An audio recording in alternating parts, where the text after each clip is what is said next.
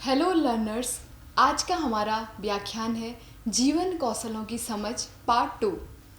पिछले व्याख्यान में हमने बात की कि किस तरह शिक्षार्थी समस्याओं का रचनात्मक और तार्किक समाधान कर सकेंगे।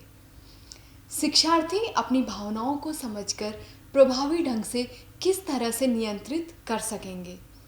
साथ ही हमने सीखा शिक्षार्थी किस तरीके से इफ़ेक्टिव कम्युनिकेशन कर सकेंगे और WHO द्वारा बताए गए कौशलों का दैनिक जीवन में उपयोग करना सीखा। आज इस व्याख्यान में हम जानेंगे जीवन कौशलों को अपने दैनिक जीवन में लागू करने के लिए व्यवहार में परिवर्तन लाने के तरीके, जीवन कौशलों के प्रयोग से आत्म प्रबोधन और आत्म मूल्यांकन करना, साथ ही जीवन कौशलों के प्रयोग से सकारात्मक पारस्परिक संबंध बनाना, जीवन कौशलों के प्रयोग से टीम वर्क और नेतृत्व कौशल सीखना, जीवन कौशलों के प्रयोग से नैतिक और सामाजिक मूल्यों की समझ। अब हम विश्वविद्यालय अनुदान आयोग के NEP 2020 के जीवन कौशल 2.0 के अंतर्गत अगस्त 2023 में दिए गए जीवन कौशलों का अध्ययन करेंगे, जिनमें सर्वप्रथम है पेशेवर कौशल यानी प्रोफेशनल स्किल्स, संचार कौशल कम्युनिकेशन स्किल्स, नेतृत्व और प्रबंधन कौशल लीडरशिप एंड मैनेजमेंट स्किल्स, सार्वभौमिक मानव मूल्य यूनिवर्सल ह्यूमन वैल्यूज। अब सबसे पहले हम पेशेवर कौशल प्रोफेशनल स्किल्स को जानेंगे, जो 4 उपखंडों में विभाजित है। नंबर 1 ब्रेन स्टॉर्मिंग स्किल्स, बुद्धिशीलता कौशल। यह एक समस्या का निराकरण करने की तकनीक है जिसमें आपको स्वतंत्र रूप से अपने विचारों को प्रकट करने की आज़ादी होती है। उदाहरण के लिए कोई कंपनी अपने नए उत्पाद को बाजार में लॉन्च करने के लिए ब्रेन स्टॉर्मिंग सत्र आयोजित करती है, जिसमें क्या होता है, जिसमें कंपनी के सभी लोग आपस में मिलकर कोई अच्छा समाधान निकालते हैं और कुछ अच्छी उपाय सोचकर इसको सफल तरीके से लॉन्च करने का डिसाइड करते हैं। दूसरा कौशल है इंटरव्यू स्किल्स, साक्षात्कार कौशल। जब भी कोई व्यक्ति साक्षात्कार प्रक्रिया में अपनी योग्यताओं को सही ढंग से प्रस्तुत करता है तो उसे रोजगार मिल जाता है। जब उसे रोजगार मिल जाता है तो तब यह कौशल पूर्ण माना जाता है। सोशल एंड कल्चरल एटिक्वेट, सामाजिक और सांस्कृतिक शिष्टाचार। उदाहरण के लिए जब कभी हमारे देश के प्रधानमंत्री विदेश में जाते हैं या किसी दूसरे देश के प्रधानमंत्री हमारे देश में आते हैं तो वहाँ के स्थानीय रीति रिवाजों और शिष्टाचार का सम्मान करते हैं, जैसे कि अभिवादन के लिए हाथ मिलाते हैं या नमस्ते कहते हैं। Cognitive and non cognitive skills, संज्ञानात्मक कौशल और गैर संज्ञानात्मक कौशल। जैसा कि हम देखते हैं कि गणित विषय का एक छात्र समस्या का समाधान करने के लिए तर्क और विश्लेषण का उपयोग करता है, जिससे वह समस्या का सही समाधान निकाल पाता है। और गैर संज्ञानात्मक कौशल का उदाहरण है जब व्यक्ति तनावपूर्ण स्थिति में अपनी भावनाओं को नियंत्रित करता है और शांत रहता है, जिससे वह समस्या का समाधान निकालने में सक्षम होता है। जैसे हम कभी सड़क में जाम में फंस जाते हैं और हमारे पीछे दूसरी कार वाला बहुत ज़ोर ज़ोर से हॉर्न बजाता है।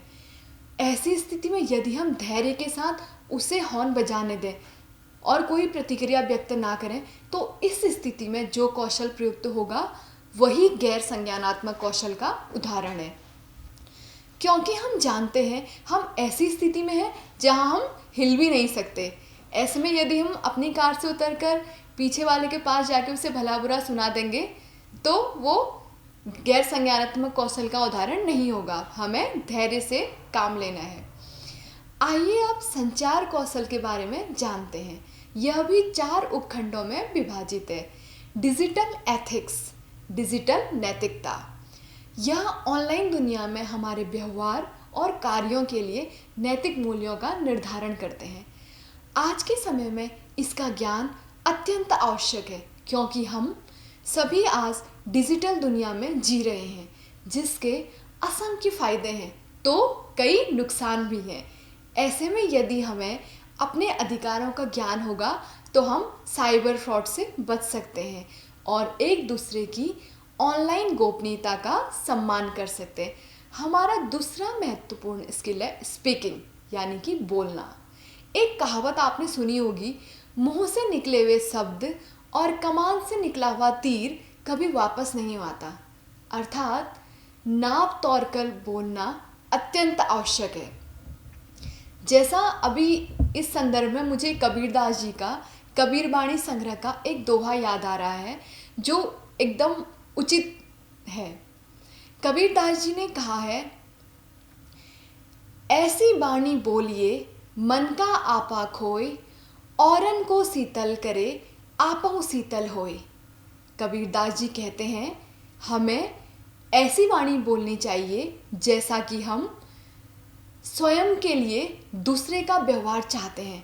यदि जो व्यवहार हम दूसरे का अपने लिए नहीं चाहते, वह व्यवहार हमें दूसरे के साथ भी नहीं करना चाहिए। हमारा अगला स्किल है रीडिंग स्किल, पढ़ना। पढ़ने के लिए सदैव ज्ञानवर्धक पुस्तकें पढ़नी चाहिए, जिससे निरंतर आपके ज्ञान में वृद्धि हो। लिसनिंग भी एक बहुत महत्वपूर्ण कौशल है, क्योंकि सुनने और सही सुनने में बहुत बड़ा अंतर है। बात को हमेशा पूरी गंभीरता से सुनना आवश्यक है। आधी अधूरी सुनी बात बहुत हानिकारक होती है। नेतृत्व और प्रबंधन कौशल, लीडरशिप एंड मैनेजमेंट स्किल्स। नेतृत्व प्रबंधन में सबसे प्रमुख है डिज़ाइन थिंकिंग। डिज़ाइन थिंकिंग एक समस्या के समाधान पर आधारित दृष्टिकोण है, जो उपयोगकर्ता के अनुभवों और ज़रूरतों पर केंद्रित होता है। उदाहरण के लिए, एक कंपनी अपने ग्राहकों के लिए एक नए मोबाइल ऐप को डिज़ाइन करना चाहती है, तो डिज़ाइन थिंकिंग का उपयोग करके वे ग्राहकों की ज़रूरतों और अनुभवों को समझते हैं और एक ऐसा ऐप बनाते हैं जो उपयोगकर्ता के लिए अधिक प्रभावी होता है। जैसे एप्पल जैसी बहुचर्चित कंपनी हर वर्ष नए नए मॉडल बाजार में उतार रही है, जिससे कि उसके ग्राहक बने रहें और उन्हीं के दूसरे मॉडल पर ग्राहकों को नई तकनीक और नए डिज़ाइन मिल सकें। अगला कौशल है लीडरशिप स्किल्स, नेतृत्व कौशल। ये वे क्षमताएं हैं जो व्यक्ति को दूसरों का नेतृत्व करने और उन्हें एक साझा लक्ष्य की तरफ ले जाने में मदद करती है। जैसे एक क्लास में मॉनिटर का चुनाव, एक टीम में ग्रुप लीडर का चुनाव, एक पार्टी में नेता का चुनाव नेतृत्व कौशल पर आधारित है। जैसे मोदी जी अपने नेतृत्व कौशल से देश की लगातार बागडोर संभाल रहे हैं। इनोवेशन स्किल, नवाचार, नए और रचनात्मक विचारों को विकसित करने और उन्हें वास्तविकता में बदलने की प्रक्रिया है। आज के इस प्रतिस्पर्धात्मक युग में नए और रचनात्मक विचारों का होना अत्यंत आवश्यक है। चाहे आप कोई भी कार्य कर रहे हों, हर कार्य में नवाचार आवश्यक है।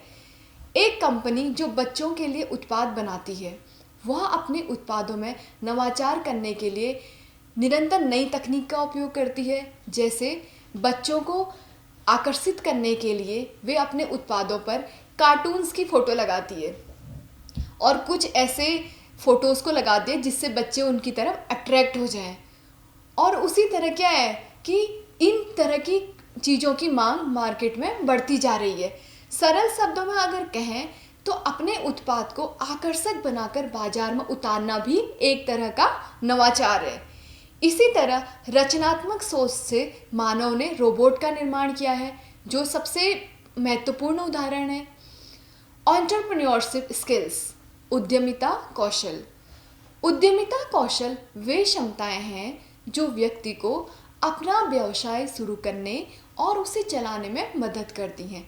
इसके लिए आवश्यक है पहले बाजार का निरीक्षण करना कि किस जगह किस उत्पाद की बिक्री होगी, फिर उस उत्पाद को किस तरह जनता के समक्ष रखा जाए। यह जनता की मांग के हिसाब से निर्भर करता है कि किस तरह उसको जनता के समक्ष रखा जाए। जनता जैसे आपने एक टीवी शो देखा है शार्क टैंक, अगर नहीं देखा तो उसको देखिए। उसमें क्या है, नए नए उद्यमी अपने उत्पादों को प्रदर्शित करते हैं और अपने लिए एक फाइनेंसर ढूंढते हैं। उदाहरण के लिए आप देख सकते हैं जैसे लेंसकार्ट है, मामास अर्थ, बोट आदि सभी कंपनियां क्या है, ये उद्यमिता कौशल का एक महत्वपूर्ण उदाहरण है। अंतिम कौशल है सार्वभौमिक मानव मूल्य, यूनिवर्सल ह्यूमन राइट्स। ये वे सिद्धांत हैं जो मानवता के लिए महत्वपूर्ण हैं और विभिन्न संस्कृतियों और समाजों में समान रूप से मूल्यवान माने जाते हैं। प्रेम, लव, यह एक ऐसी शक्तिशाली भावना है जो हमें दूसरों के साथ जुड़ने और उनकी भलाई के लिए काम करने के लिए हमेशा प्रेरित करती है। एक माँ का अपने बच्चे के प्रति प्रेम बच्चे को सुरक्षित महसूस कराता है। उसी तरह हमारा अपनी मातृभूमि के लिए प्रेम, अपने देश पर मर मिटने का प्रेम क्या है, एक हमें सुरक्षित महसूस कराता है कि हम किस देश में रहते हैं। दूसरा महत्वपूर्ण कौशल है ट्रुथ यानी कि सत्य। सत्य हमें ईमानदारी और सच्चाई के साथ जीवन जीने के लिए प्रेरित करता है। एक व्यक्ति अपने वादों को पूरा करने का पूरा प्रयास करता है और हमेशा अपने शब्दों में सच्चाई को बनाए रखता है, जिससे वह दूसरों का विश्वास जीतता है। जैसा कि महात्मा गांधी जी ने अपनी आत्मकथा सत्य के साथ मेरे प्रयोग में लिखा है कि सत्य केवल एक शब्द नहीं था, बल्कि वह एक सिद्धांत था जो उनके जीवन का आधार था। सत्य केवल एक शब्द नहीं था, बल्कि वह एक सिद्धांत था जो उनके जीवन का आधार था। हमारा तीसरा महत्वपूर्ण कौशल है पीस यानी कि शांति। यह एक ऐसी स्थिति है जिसमें व्यक्ति और समाज में शांति और सौहार्द बना रहता है। एक समुदाय में विभिन्न धर्मों और संस्कृतियों के लोग शांति और सौहार्द के साथ रहते हैं और एक दूसरे का सहयोग भी करते हैं।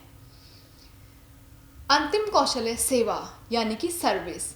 सेवा एक ऐसा कार्य है जिसमें हम दूसरों की मदद करने और उनकी ज़रूरतों को पूरा करने के लिए काम करते हैं। उदाहरण स्वरूप एक स्वयंसेवक एक स्थानीय समुदाय में सेवा करता है, जैसे कि गरीब बच्चों को शिक्षा प्रदान करना या वृद्धों की देखभाल करना।